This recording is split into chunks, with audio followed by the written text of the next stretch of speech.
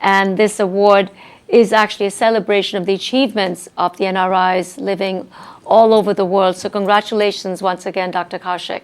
Thank you and namaste. And indeed, I thank you very much for inviting me to speak with you. And of course, this is a great honor, and I'm very humbled and very, very grateful to Government of India for this highest honor that Government of India gives by the hands of the President of India to NRIs, to recognize them as Indian diaspora and to recognize their connections with India and to foster those connections and to celebrate their achievements in all fields.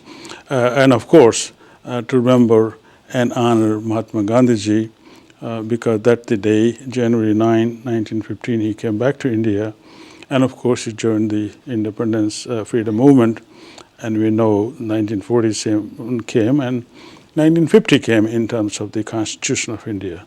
So this is a very big function that the Government of India does in connecting with the NRIs. And I'm most proud and grateful to Government of India for this honor. Now this year it was in Jaipur, Rajasthan. The Pravasi Divas was held this year from January 7 to January 7, 8, 9 in Jaipur. Normally the function is held in Delhi, but over time the attempt has been to hold the Pravasi Divas in different states. So earlier the cities of Chennai and Hyderabad and Mumbai have hosted this function, and this year it was in Jaipur. I see. Now, this was right in your home territory, Rajasthan. Exactly, my home state, yes. Exactly. You were born in... And by the way, I am the first Rajasthani to receive this award. That's wonderful. And you were born in Malisisar district? Malisisar village, district Jhunjhunu. In Rajasthan. In Rajasthan, which is the northeastern part of Rajasthan near Haryana. Right. That's right. Now, and your foundation, the Helena Kaushik Education Foundation, as the name suggests, it's about women empowerment. And I know that I had you many years ago when you first started. And that's your first graduation class of this foundation. Started in 97. And then the first class, 2002, there were like, what, 23 graduates? Correct. And now in 2012, they're going to be over 175. So that's a long, long journey of achievements and accomplishments of this foundation and this college. Now tell us how it all began.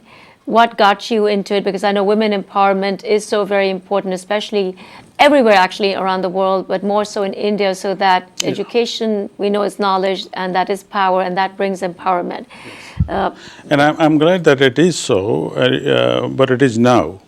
When we started this initiative back in 15 years ago, and actually a long time before that, as a child, I had observed that most, actually very few people in villages who were important had one thing in common, whether it's a village doctor or headmaster and so on.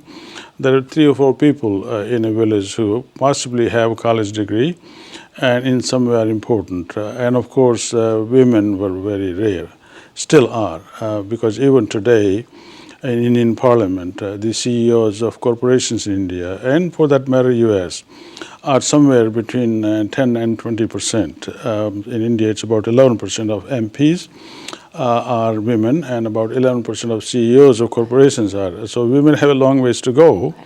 And the critical factor, of course, always has been lack of preparation, lack of education. Family resources, community resources, government resources were simply not there and not allocated to women for all kinds of historical, cultural, social, economic reasons.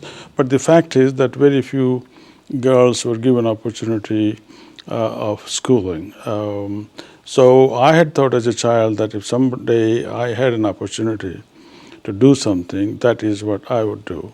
And then, of course, I took a long journey from that village, Malisisar, to Boston, to New York. And then came a time that I went on a few sabbatical vacations, leaves from my university job here in US.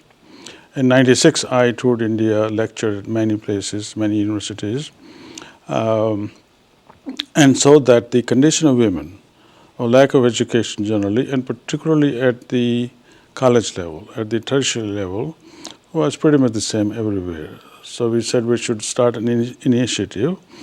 Earlier, a few years before that, we had started giving scholarships to 6th grade, 7th grade, 8th grade students. I see. And I observed in the school that after 8th grade, the number of girls in a given class, like 9th class, if there are 20 students, there will be only 1 or 2 girls. Right. Because once you are 13, 14, in villages, still people withdraw girls from school because they don't want for them to be with the boys and so on. So it was very instructive for me to observe this phenomenon. And I said, well, to counter that, what one has to do is to really open a college facility, and then these girls will continue. These girls will go through high school and continue on to college. And that, of course, was inspiration from President Kennedy and this whole moon project in the US, going to the moon, that the idea being that you always has to look as high as you can and then begin to take action to achieve that. And even if you fall short 80, 90%, doesn't matter, you'll still be very, very high. And it turns out, 15 years ago, the whole world, India, World Bank, USAID, everybody was focusing, they're still focusing on primary education. They're still focusing on achieving Millennium Development Goals, which is to have universal education and women's primary. So we said, no, we have to give people a dream much higher. Secondly, a more practical reason that women have to have college education so that they can qualify to compete for jobs, officer level jobs in government and business, and so on. So very practical approach we took, and we started the effort in 96, 97. College actually opened in 97. Right. 99, sorry. 99, and yes. then you had your first graduation In 2002. 2002. That's when there were like 23 students. Right, and we'll have our 11th graduation this summer in 2012. And you're expecting how many graduates? About at least 175. Over 175. So that is a beautiful journey of accomplishments, especially for women, Right. Who are many times marginalized, especially if they are from low-income groups. Most of the time they are, especially in villages, because of poverty. There is no industry and so forth. Now, you have girls coming from 50 villages around that area. And beyond. And the happy thing is that of the 1,100 graduates we have by this year, Right. They represent all socio-economic groups in the area, all religions, and all economic classes, all social classes as defined by Government of India, like OBC and scheduled caste, scheduled tribe, and minority, and so on. Literally all of them are represented in our student body. 100% democracy of opportunity to go to a college. That's wonderful. And we have this calendar here that's empowering women with education. And you see, some of the graduates here getting their degree. And and I think they're so happy. They look so motivated. And it's inspiring to see them, because other women would be inspired too with their, accomplishment, their degree. And this is both bachelor's and master's. Correct. Yes. Bachelor's, master's in arts, in commerce, in science, in education. So you have a big faculty? We have big faculty. It varies from year to year, but around 30 plus minus, Right. And that number of non-teaching staff. Now, what has been the success rate? I know women, once they get into it, they get focused. Oh, that's another amazing thing because we found that they were highly dedicated, Right. and very, very motivated. We have nearly 100% success rate in the university examinations, 96 to 100% over the years. Right. And because they focus on their studies, because they complete the course, they read the entire book and do all the questions and so on. So we have a tremendous success in terms of the success rate, which is 2.5 times the average success in university exams in India is around 40%. And we have nearly 100%. That's kudos to you.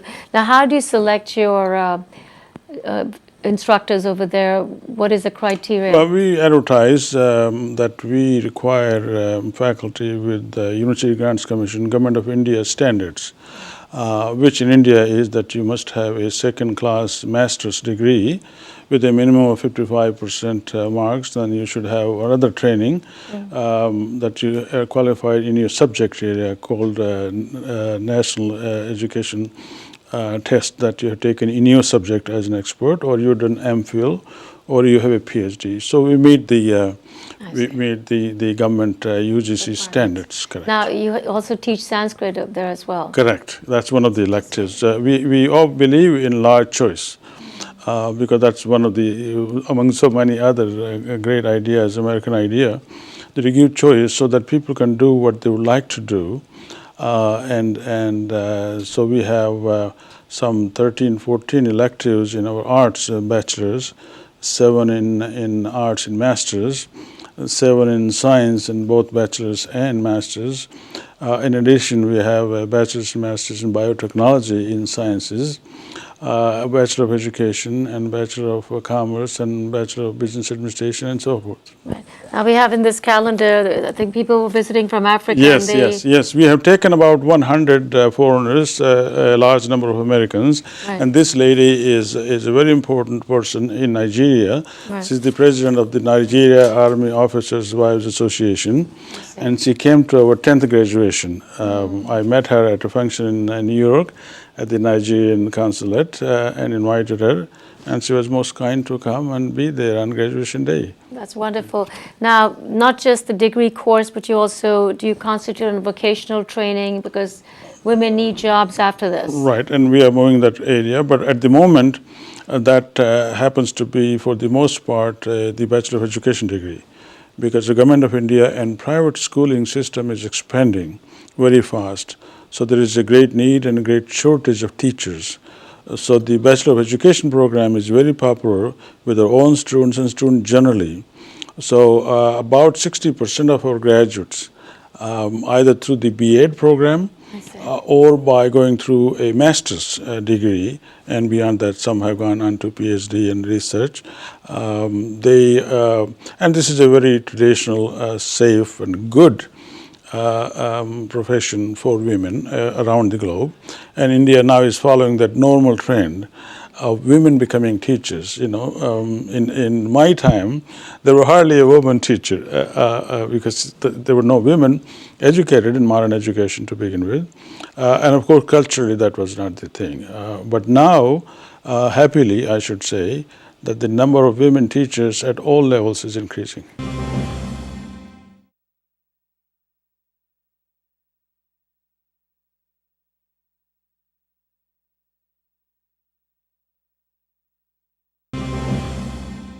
So you do provide them employment opportunities as well? Yes, there is no shortage because beyond that, as you know, India also has a very strong reservation policy, and women have their own kind of quota system and so forth. Affirmative action. Exactly, affirmative action. So there is no really shortage, and there again we have an incredible success story of around 85 to 90% of our graduates are working in the market. That's wonderful. Not simply housewives, they are that too, and of course they're becoming mothers. And on that note, many of the mothers, young mothers who didn't have a chance to go to college because after school there was no college in the area, they have come back. Wow. So we have in our B.Ed program something like 30% of our students are mothers already. And about 10-15% of our undergraduates and graduate students in the arts and sciences are already married and have children.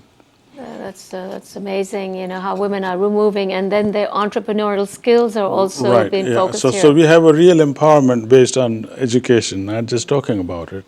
And they are actually using it in the marketplace, you see. I see. Now, what about giving them financial support for the tuition? We do not charge any tuition because Completely free? Completely free in terms of the tuition, because the area is poor and they really cannot really afford. So we subsidize it to the tune of 90%.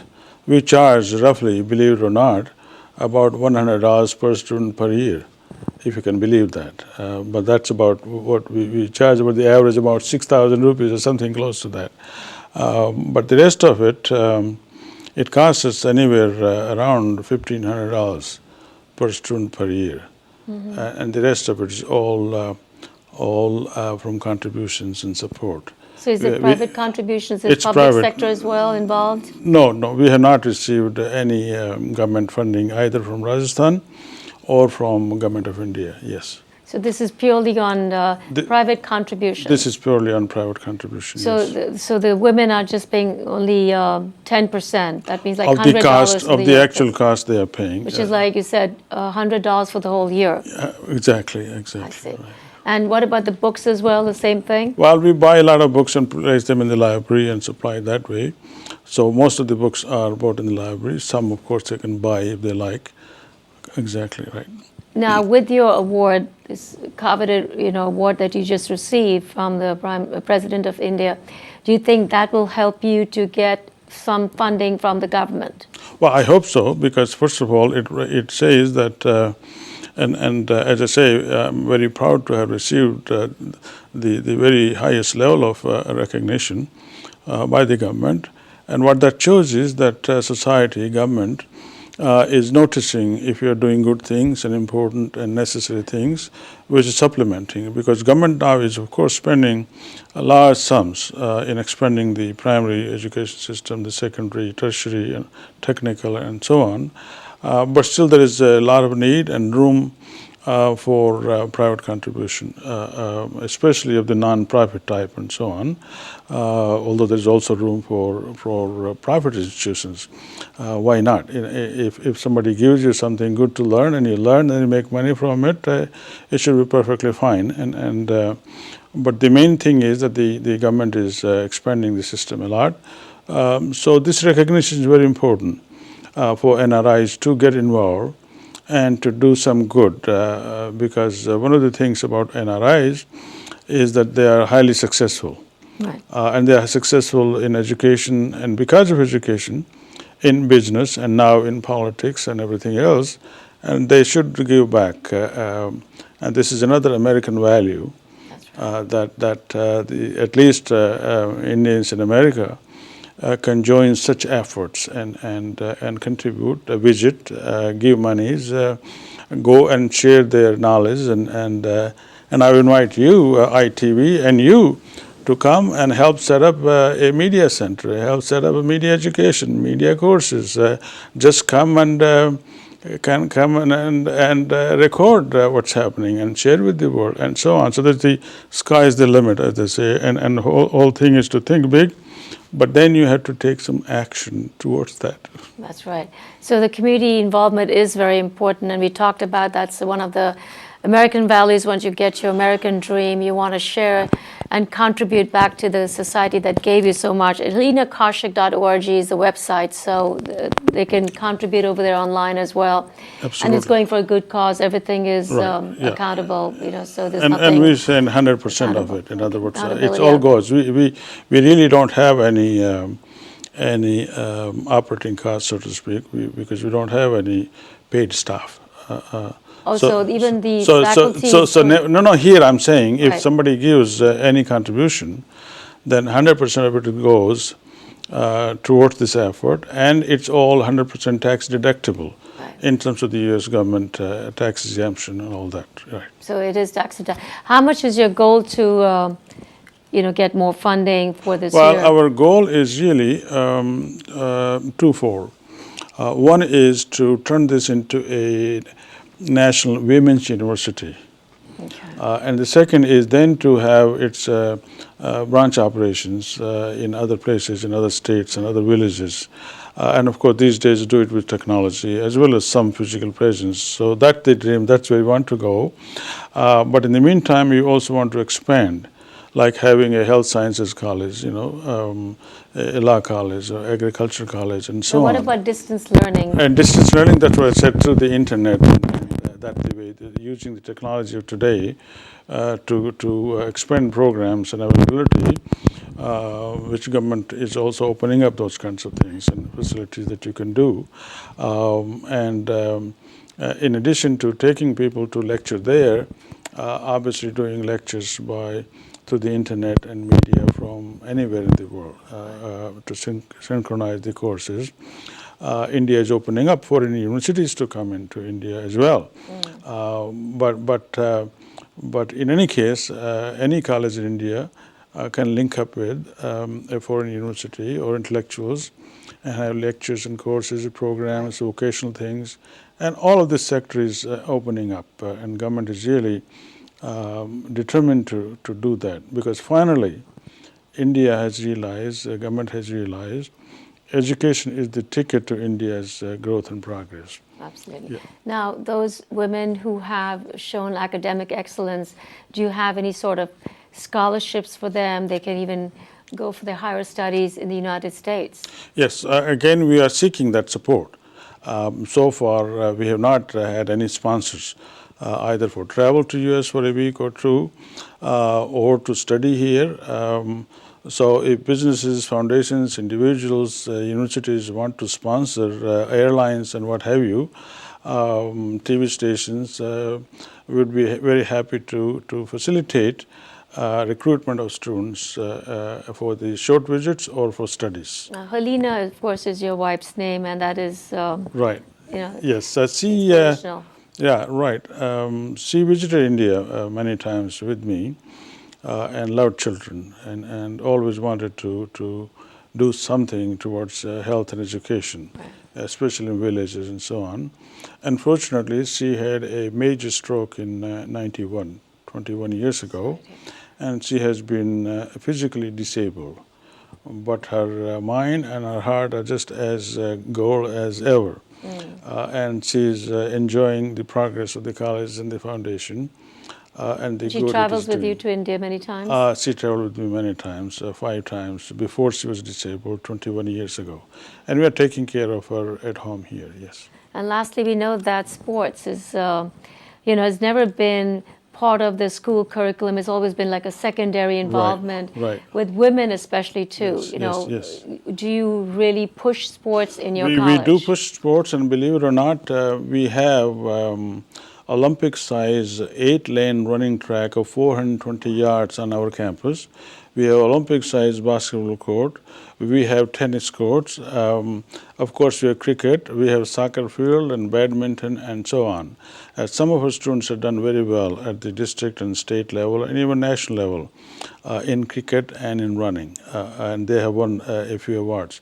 But speaking of that, as you know, the Minister for Sports was here a few days ago. And I have actually sent him an email, and I requested him as to what the government is doing in terms of sports support at tertiary level, at college level, and if any program they have, we would certainly like to bring it to our students. That's great. So where do you see Helena Kaushik College going in the next 10 years? Well, I hope